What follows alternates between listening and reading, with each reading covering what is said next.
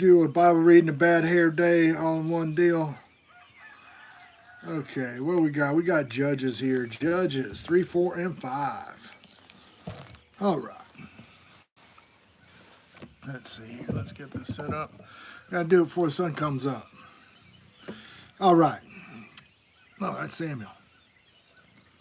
Judges. Yeah. Now, these are the nations which Jehovah left to prove Israel by them, even as many as Israel had not known all the wars of Canaan.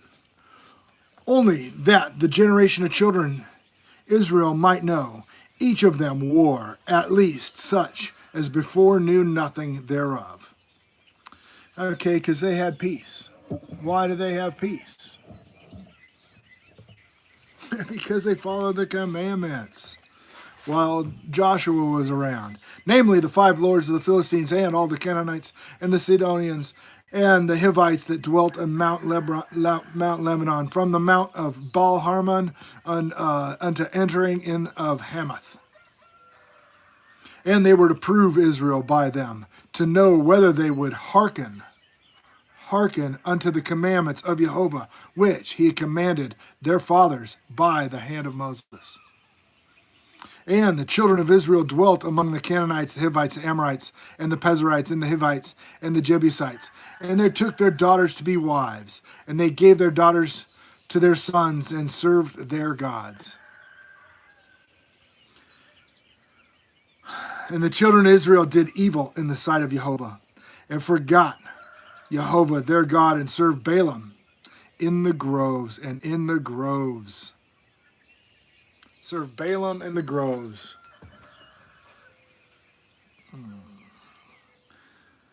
Do not plant a grove next to that altar. What do? Put a Christmas tree right up there, don't we? Therefore, the anger of Jehovah was hot against Israel, and he sold them into the hand of Cushan Rishatham, the king of Mesopotamia. And the children of Israel served Cushan Rishatham 8 years. And when the children of Israel cried unto Jehovah, and Jehovah raised up a deliverer to the children of Israel, who delivered them, even Othniel, the son of Kenaz, Caleb's younger brother. And the Spirit of Jehovah came upon him, and he judged Israel. And he went out to war, and Jehovah delivered Cushan Rishatham, the king of Mesopotamia, into his hand. And he prevailed against Cushan Rishatham. And the land rest 40 years. And Othniel, son of Kenaz, died. And the children of Israel did evil again. Did evil again. This is a reoccurring theme.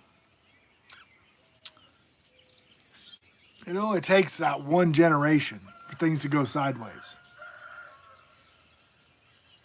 We've had 2,000 years. You know not who you worship. It's just insane. And the land rests 40 years. The children of Israel, and this is verse 13, 3:13, Judges 3, verse 13. And he gathered unto him the children of Ammon, Amalek, and they went out and smote Israel, and possessed the city of palm trees. So the children of Israel served Eglon, king of Moab, 8 years. And when the children of Israel cried unto Jehovah, Jehovah raised them up a deliverer, Ehud, son of Gera, a Benjamite, a man left-handed, and him by the children of Israel sent present to Eglon, the king of Moab. But Ehud made him a dagger, which had 2 edges of a cubit length, and he did gird it under his raiment upon his right thigh. Uh-oh. He's going to sneak attack. All right. Oh. Okay. And he brought the present unto Eglon, king of Moab. And Eglon was a very fat man. And when he had made an end to the offer of the present, he sent away the people that bare the present. But he himself turned again from the quarries that were by Gilgal, and said, I have a secret errand unto thee, O king. He said, and he kept silence, and all that stood by him went out from him. And Ehud came unto him, and he was sitting in the summer parlor, which he had for himself alone. And Ehud said, I have a messenger from God unto thee. And he arose out of his seat, and Ehud put forth his left hand, and took the dagger in his right hand, and thrust it into his belly. And the haft went also in after, and the blade, and the fat closed upon the blade, so that he could not draw the dagger out of his belly. And the dirt came out. Uh-oh. The dirt came out. That is just, yeah, I think if he stabbed him in the belly, we know what the dirt was, right? And when Ehud went forth through the porch, are you? What's up, man? When he came out, and his servants came, and then they saw, and behold, the doors of the parlor were locked. They said, surely he covereth his feet in his slumber chamber. Are you? Have you read all the way through the Bible? If you start reading today, you'll be another day closer. And they tarried till they were ashamed, and behold, he opened not the doors of the parlor thereof, and they took a key, and they opened them. And behold, their Lord was fallen down dead on the earth. And Ehud escaped while they tarried, and he passed beyond the quarries, and escaped into Serath. And it came to pass, when he was come, that he blew the trumpet in the mountain of Ephraim, and the children of Israel went down with him from the mount, and he before them. And he said unto them, follow after me, for Jehovah hath delivered your enemies, the Moabites, into your hand.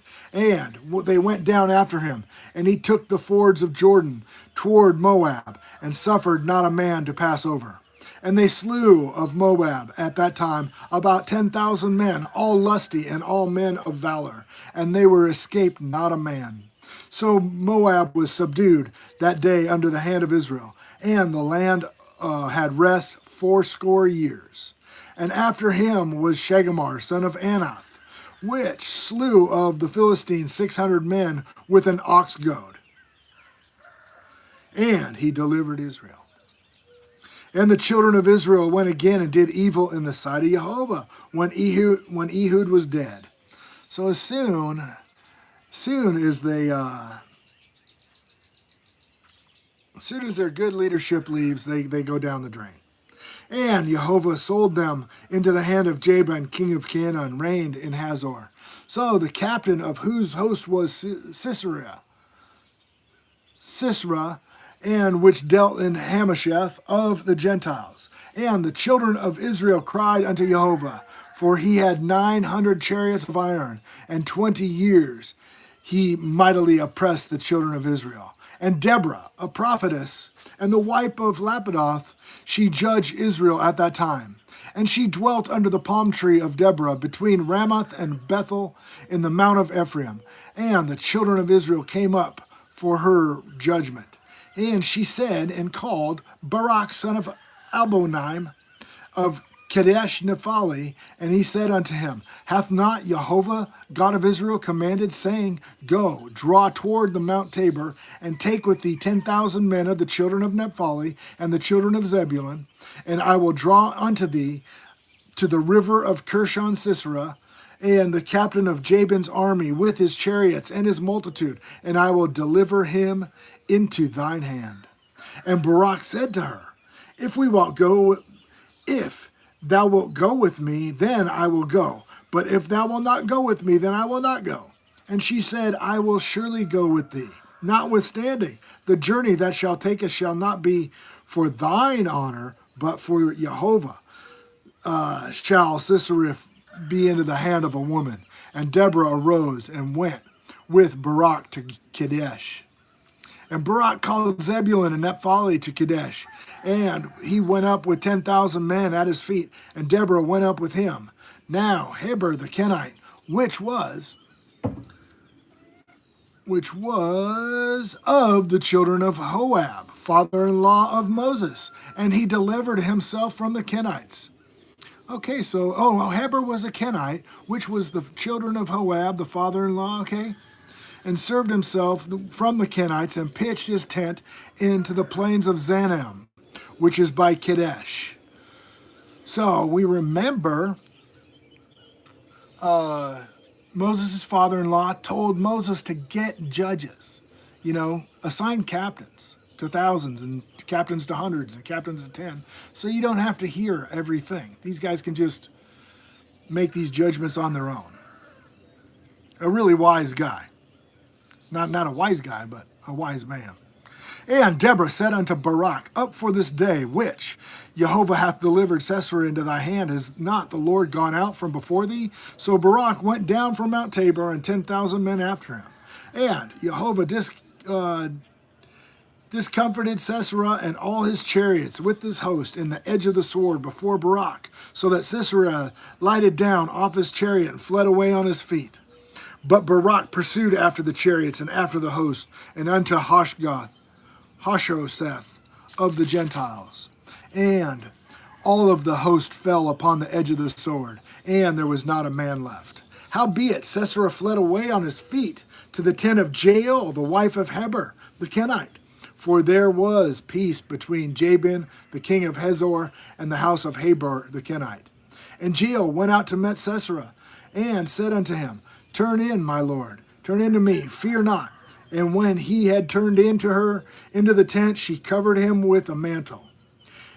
And he said unto her, Give me, I pray thee, a little water to drink, for I am thirsty. And she opened a bottle of milk and gave him drink, and covered him.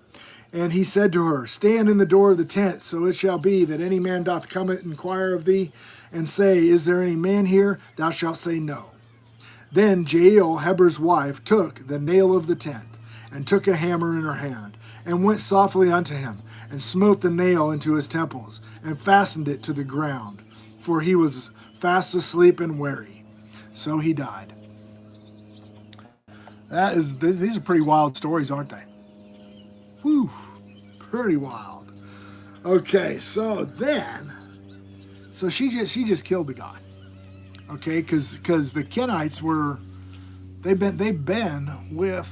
part of the mixed multitude. And behold, Barak pursued Sisera and Jael, and came out to him, and said unto him, Come now, I will show thee the man whom thou seekest. And when he came unto her tent, behold, Sisera lay dead, and the nail was in his temples. So God subdued that day Jabin, the king of Canaan, before the children of Israel. And the hand of the children of Israel prospered, and prevailed against Jabin, king of Canaan, until they had destroyed Jabin, king of Canaan. Okay, now this is chapter 5. So book of Judges, chapter 5. And then sang Deborah and Barak and the son of Aboam, and on that day saying, Praise ye Jehovah, the avenging of Israel. And when the people willingly offered themselves, Hear ye, kings, give ear, ye princes, and even I will sing unto Jehovah, and I will sing the praise of Jehovah, God of Israel. Jehovah, when thou wentest out of Seir, and when thou marchest out of the fields of Edom, and the earth trembled, and the heavens dropped, and the clouds also dropped water, and the mountains melted from before. And the clouds dropped water. My doctrine will fall as rain. Deuteronomy 32, we read it a little while ago. In the days of Shammar, the son of Anath, in the days of Jael, and the highways and the unoccupied, and the travelers walked through the byways. Inhabitants of the villages ceased. They ceased in Israel, until that Deborah I arose, and I arose a mother in Israel. They chose new gods, then was war in the gates. Then there was a shield or a spear seen among the 40,000 in Israel. My heart is toward the governors of Israel, that offered themselves willingly among the people. Bless ye Jehovah. Speak that ye ride on white asses, that ye sit in judgment, and that ye walk by the way, that ye sit in judgment. All right. They that are delivered from the noise of the archers in the places of the drawing water, there shall they rehearse the righteous acts of Jehovah, even the righteous acts towards the inhabitants of his villages in Israel, that they shall go to the people of Jehovah, go down to the gates. Go down to the gates. You get in the gate, folks. Nobody's answering that call to get in the gate. Awake, awake, Deborah, awake, and utter the song. Arise, Barak, lead the captivity captive, and thou, son of Abinomam. And when him that remaineth, have dominion over the nobles among the people, Jehovah had made me do dominion over the mighty. Out of Ephraim there was a root of them against Amalek. After thee, Benjamin, among thy people of Machir came down the governors out of the Zebulun, and they that handled the pen of the writer. The princes of Issachar, they were with Deborah, even Issachar and also Barak. He was set afoot and on the valley, for divisions of Reuben were great thoughts of heart. Why abodest thou among the sheepfolds, to hear the bleatings of the flocks? For the divisions of Reuben were great and searching of heart. Gilead abode beyond Jordan. Why did Dan remain in ships? Asher continued on the seashore and abode in his beaches. Zebulun and Naphtali were a people that jeoparded their lives to the death in the high places of the field. They jeoparded their lives in the high places of the field. Okay, high places are these places of pagan worship. They're the places of high places, a place of worship. And the kings came and fought, and then the kings of Canaan and Tanakh, and by the waters of Megiddo, they took no gain of money. They fought from heaven for the stars, and the courses fought Sisera, and the rivers of Kishon swept them away. That ancient river, Kishon, O my soul, thou hast trodden down strength. There were horse hoofs broken by the means of the prancings of their mighty ones. Curse ye Minraz, said the angel of Jehovah. Curse ye bitterly the inhabitants thereof, because they came not to help Jehovah, to the help of Jehovah against the mighty. Blessed above women shall Jael, wife of Heber, the Kenite, be blessed, and she shall be above women in the tent. She asked water, and she gave milk. She asked water, and she gave milk. She brought forth butter in a lordly dish. She put her hand to the nail, and her right hand to the workman's hammer. And with the hammer she smote Sisera, and she smote off his head when she had pierced and stricken through his temples. At her feet he bowed, and he fell, lay down at her feet. And he bowed, and he fell where he bowed, and he fell down dead. The mother of Sisera looked out the window and cried through the lattice, Why is the chariot so long in coming? Why tarry the wheels of his chariot? Her wise ladies answered her, yea, she returned and answered herself. They have not spread, they have not divided the prey, to every man a damsel or two. Sisera, a prey of diverse colors, needlework, of diverse colors of needlework on both sides, meat for the necks of them that take the spoil. So let all enemies perish, O Jehovah. Let them that love him, be as the sun when he goeth forth among his might. And the land had rest 40 years. And the land had rest 40 years. Right on, guys. Okay, so that is Judges 3 through 5. That's day 90 in the Blue Letter Bible app. One day closer to reading the whole book again. All right, and the book of Judges is pretty wild, man. Those are some. We got a little violence and intrigue there. And Deborah puts them to shame. She tries to warn them not to just go with her, so that she gets the glory. But she didn't want the glory. She told them that all the glory would go to God, which it should, and it does. Amen.